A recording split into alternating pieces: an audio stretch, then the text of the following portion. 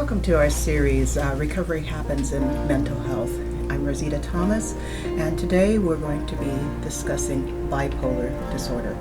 We are coming to you from the Trillium Center, Drop-In Center, which is in Prince William County. It's a peer-led private nonprofit center for adults, and it promotes and encourages people with serious mental illnesses and helps in recovery. And I think the key message here is that recovery does happen.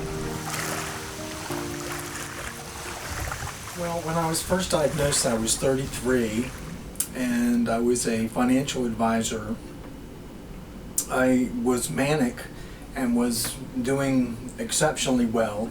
That's one of the things about being manic, is that you can handle like 4 or 5 things at once. You excel, you get promoted, you do great, and then I would slip into a depression and become unable to work and would become literally bedridden for extended periods of time. I walked out of the office with everything in my hands. I was like a zombie, just walking out of there in a daze, not able to function at all, not even able to talk to people, and basically just ran out of the office and never went back. My background was in banking, it was in financial advising, so I've got a lot of experience in that area. But my disability really hindered my ability to perform that job consistently. I would excel, and then I would become paralyzed. And what were you thinking about yourself? Did you feel that this was just going to be the way life was, or did you have hope that there was that something different would happen? I thought that that's just the way it was, that I was going to be bipolar for the rest of my life, that I had something like a terminal disease or illness that was never ever going to get better, that made me consider suicide because I was living in so much pain that escaping the pain was my primary objective. Tell me a little bit about now what you're feeling now. Well, I have hope more than anything else. I'm on medication. I see my doctor. I've got a support group. I've got an emotional support animal. So even my dog is involved in my recovery. But all those legs to the stool give me stability. And as long as I don't overdo it stress-wise or work too much, I tend to do pretty well. Mm-hmm. I'm in the recovery field, and helping other people is helping me a great deal. That is just an amazing story of recovery and how different it is today than it was back then. And now, and the big thing is you have hope. Hope. I understand that everyone's journey is individual, but what are some of the things that work, some of the things that don't work? What advice would you give? Well, I think having getting on the proper medication, and it's not always a quick fix. It took me, like I said, 5 years before I got on the medication that worked for me, the first medication that worked for me. And what role as a consumer did you play in getting yourself to the right medication? I mean, some people would just say, well, if the doctor gave me that, I should take it. Right. Well, I did take it. It's just that none of the medications worked until I got on, I don't want to say the medication, right. But it finally gave me, instead of going on these incredibly high highs and very low lows, I cycled more like this instead of up and down, up and down. So I still cycle. I tried whatever the doctors asked me to try, but I would report back to them that it wasn't working, that I was still going through periods of mania, still getting depressed. So they were constantly adjusting my medication, different dosages, different cocktails, different combinations of medications to finally find the one that would work best for me. And I think what you're saying is, just like everyone's journey is individualized, everyone's medication is probably somewhat individualized. Absolutely. Everybody seems to react differently. They have different body chemistries and they react differently to the medication. One of the things that I've heard a lot about are triggers, right? And for someone who doesn't understand that phrase, tell me what that means and then how you manage them. Well, one of my triggers, for example, is being in crowds. It makes me very uncomfortable. I also have anxiety disorder, and that's just as much of a struggle for me as the bipolar disorder. In fact, I'd have to say it's a little more challenging because the medications have stopped me from the extreme cycling. But the anxiety, I'm medication free for anxiety, and I pretty much just deal with it on my own with coping skills that I've learned through therapy and with my psychiatrist. Well, stress is the biggest trigger for me. And that's a big one for a lot of folks. So, Right. so tell me a little bit about that and what you do. Well, having anxiety disorder makes me very sensitive to life stresses. Part of what I do to combat that is through rational emotive therapy, where it's cognitive therapy, where you analyze your thought process so that you're changing your actual thinking. So, like if I'm in a stressful situation, I can say, okay, there's like right now, I could be really nervous. I could be a nervous wreck. I've got a camera in front of me, but instead of being nervous for the last 2 weeks, knowing that I was going to do this, I just kept postponing the anxiety because I knew there was nothing I could do about it right now. That this is something that's 2 weeks out, so I was able to delay the anxiety. And like right now, I'm doing, without even knowing, I'm doing some deep breathing and calming myself. Well, whenever I have a problem, I've got a circle of friends or a support group, I call them, that I can confide in and share my thoughts, whether they be irrational or otherwise, and feel like I'm not being judged for being sick. The role the dog plays, the dog gets me up in the morning. The dog gets me out of the house 4 times a day, walking the dog. It gives me something to focus on. I see myself continuing to recover. I see myself helping other people in their recovery process just like I'm doing now, but I'm thinking that I'll be even better at it as I continue to recover. And helping other people recover helps me recover.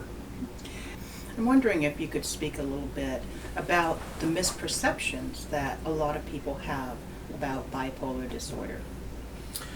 Well, one real common misconception is that we're dangerous, that we're to be feared, that the bipolar loner is going to be somebody that lashes out and hurts people, and so we're trying to dispel that. I was very reluctant to come in here for an entire year before I actually came in. This is the Trillium Center. This is the Trillium Drop-In Center. And I was afraid, I had the stigma too, that if I was hanging around with people with mental illness, I would pick up on their characteristics and start acting more mentally ill. I was very concerned about, I want to pass for normal. And why would I want to hang out with a bunch of people that are mentally ill? What benefit is there in that? And wouldn't that just pull me down? I want to be normal. I want to be around normal people. I want to model their behavior, not someone that's ill. That's very interesting. And so, how is the reality? Well, the reality is very different. I mean, I've got maybe 50 friends just from working here. The support is incredible. Was there a shame early on? There was a great deal of shame. Yeah, a great deal of shame. That I was sick, and I was always going to be sick, and I would never ever get better. And the only way out of pain was suicide. And now there's not the shame. Now your outlook on life is what? Hopeful, more than anything else. Well, I remember struggling a great deal through college. That was probably the first time that I became incapacitated, unable to work or go to school. I wasn't diagnosed at that point. I knew something was horribly wrong with me, but I didn't understand what it was. I thought I just had periods of depression. I thought when I was manic, that was the real me, that I could function at that high level, and that every once in a while I would get a severe depression, and that was something I had to deal with. It never occurred to me that I was bipolar. And I've got a degree in psychology, so I've studied it. It still did not occur to me that I was bipolar. I just had depressive episodes. But now I look back, and now that I'm not going through the manic cycles, I can identify my behavior through my journals that I've kept since I was a kid. I've gone through my journals and marked M for manic and D for depression, and I can see myself going through cycles just about every 6 months before I was stabilized with medication. So someone sitting at home who's wondering, I wonder if that's me. I wonder if I'm going through bipolar disorder right now. What are some of the first steps a person might take? Well, the very first step would be, in my opinion, to see a therapist and to see a psychiatrist so you can be diagnosed, because without the diagnosis it's kind of hard to treat the illness.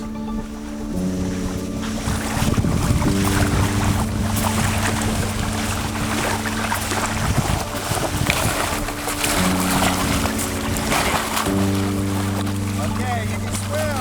Good girl. Good girl. It all takes acceptance to get to even to the point where you say, oh, well, I have a mental illness. What the heck does that mean? Yes, absolutely. And it's all twisted with confusion, with trying to understand what it means to have it, and how am I going to deal with this throughout my life? Because while I was going through that, it didn't feel human at all. It gets better. But it's so true, because when I was back there, I didn't know that it could get better. I didn't know that I could shed anger or be much more in control of it, or really shed the kind of anger that I had, that I could have peace in my life, which is what I have now, much more peace in my life. I'm not saying it's perfect. What advice would you give that caregiver? Sometimes you have to watch a person hit rock bottom. If you have that compassion for them and show them that compassion and muster in yourself that hope and belief that it could happen for them, and try to admit that to them, that that is possible for them. I don't think that recovery is like this, ting, I'm recovered now and It's a everything's journey. fine. It's absolutely a journey. But I am so far into that journey that there's a huge difference from where I came from. I think that to look at me now, you would never, in 100 years, most people would not look at me and say, they would not have a clue as to what I've been through to be what I am now. My life now is a life that is more self-confident. I have a higher self-image than I would have before. And as far as like accomplishments go, I've worked at Trillium Drop-In Center, and last year I had the opportunity to go to the UN in New York City and speak to the NGO conference. But more than that, I am sane. I'm in this world. I feel that my life is almost, I put it some ways that it's gravy. I hope I can help other people and live my life. I feel very much like it's a gift.